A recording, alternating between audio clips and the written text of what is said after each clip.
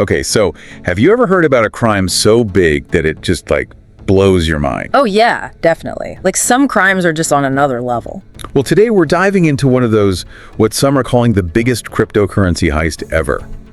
We're talking about $1.5 billion just gone, vanished from the Bybit exchange. Wow, 1.5 billion. That's just like unfathomable. And Bybit's a big deal, right? Huge. They're a major crypto exchange based in Dubai. And this theft, I mean, it sent shockwaves through the entire crypto world. It really makes you wonder about, the security of it all. For sure. Like if that much money can just disappear, what does it mean for everyone else using crypto? Exactly. And that's what we're going to dig into today. How could something like this even happen? Who's behind it?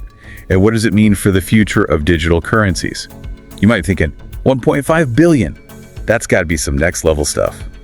Well, let's get into it. So the news of this heist, it really broke with a bang. Ben Zhu, the CEO and founder of Bybit, he came out and made a very direct announcement.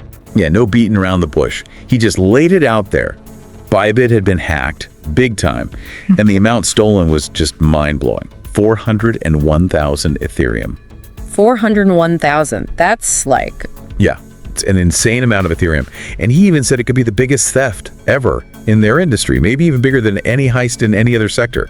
$1.5 billion, just poof, gone. I mean, it almost seems made up, Right. Like, how is that even possible? And almost immediately, fingers started pointing towards North Korea. Yeah, it seems like they're the prime suspect in a lot of these huge cyber attacks. There's a reason for that. This is a country, often described as impoverished, but somehow they've managed to assemble one of the most advanced cyber teams in the world. It's kind of wild, really. It really is, like this huge contrast between their economic situation and their cyber capabilities. And the motivation behind it all seems to be, well, pretty straightforward. Yeah, it's not exactly a secret. They don't have many successful industries, so they've turned to hacking as a way to make money. It's like their own unique, albeit illegal, form of industry. Right, and it seems like they're not really that bothered about how the rest of the world sees it. Yeah, they seem to be playing by their own rules. And we're not talking about some new players on the scene either. They've been involved in cyber attacks for at least 15 years. Yeah, 15 years. This is a group with a serious track record. And if we look back, we can see a pattern of attacks linked to North Korea. There was the Ronan Bridge attack back in 2022, over $600 million stolen. And then the KuCoin attack the year before, another $275 million gone. So this isn't their first rodeo, clearly. No, not at all. No. And the scary thing is the alleged motive behind these heists is, well, pretty unsettling.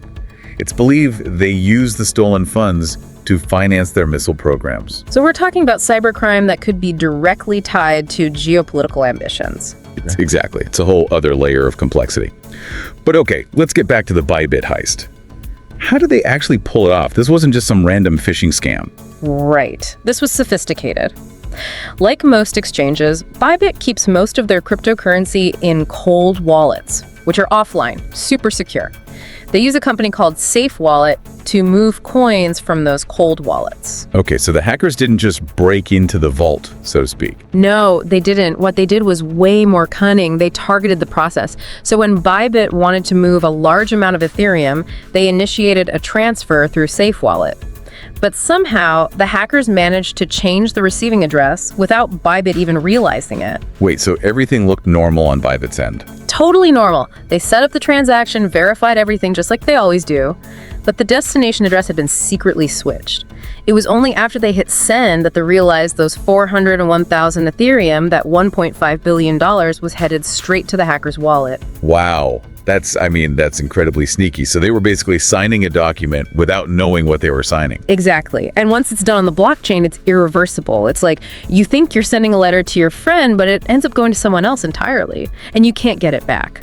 This wasn't just about finding a weakness in the system. This was about exploiting the system itself. It required a lot of planning, a lot of skill, and a lot of resources. So what did Bybit do once they realized what happened? Well, they had to act fast. They immediately confirmed the theft, and this is important, assured their users that no customer funds would be lost. It's been reported that they had to scramble to get loans to cover the stolen Ethereum, and then they declared a war on the hackers. A war? That sounds Kind of intense. Yeah, it was a pretty strong statement. They started offering bounties for information that could lead to the recovery of the funds. They even had like 20 volunteers who helped out and got a share of a $4 million reward. $4 million. Wow. Yeah, but even with all that, they were up against some seriously skilled and well-funded adversaries. Right. And this is where the crypto investigators come in, right? I remember hearing about a company called Elliptic getting involved. Yeah, Elliptic. They're like the detectives of the crypto world. They specialize in tracking stolen funds on the blockchain.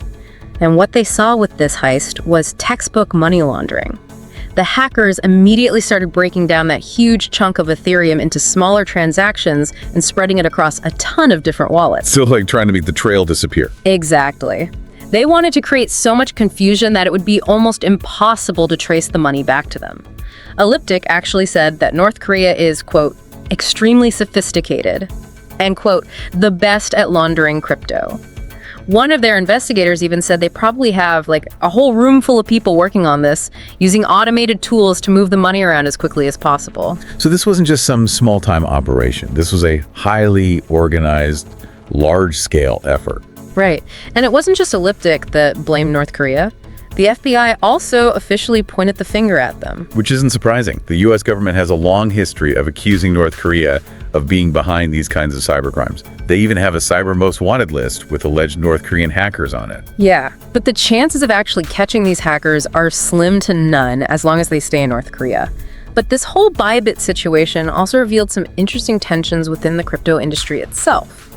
Specifically, there was this exchange called XEC that got caught up in the drama. Oh yeah, I remember hearing about that. So what happened there? Well, Bybit, on their website where they were offering the bounties, they publicly called out X for allegedly not helping to stop the stolen funds.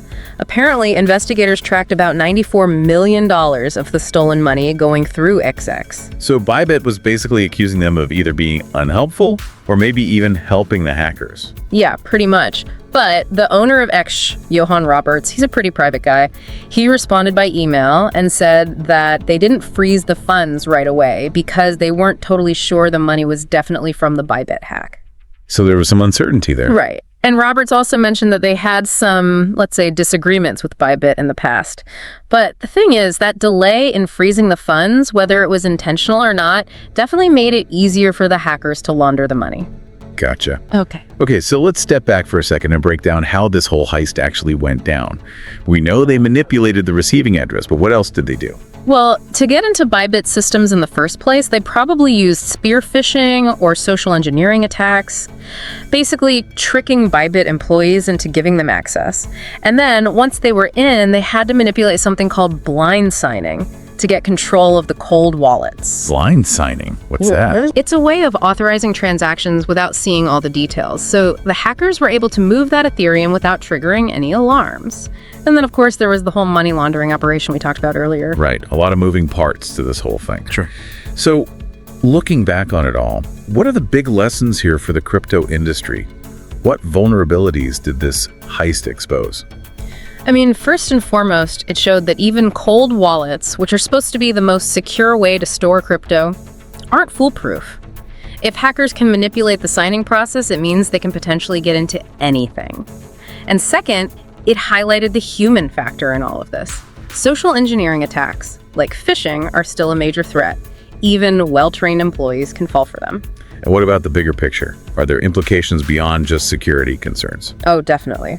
I think we're going to see a lot more regulatory scrutiny now. Governments are going to be taking a much closer look at how crypto exchanges operate and how they're protecting their assets. We might even see new regulations and compliance requirements coming out of this. So what can people and companies in the crypto world do to protect themselves after seeing something like this? Well, the obvious one is to really ramp up security protocols. Multi-factor authentication is a must, regular security audits are crucial, and they need to make sure employees are constantly educated about phishing and social engineering scams.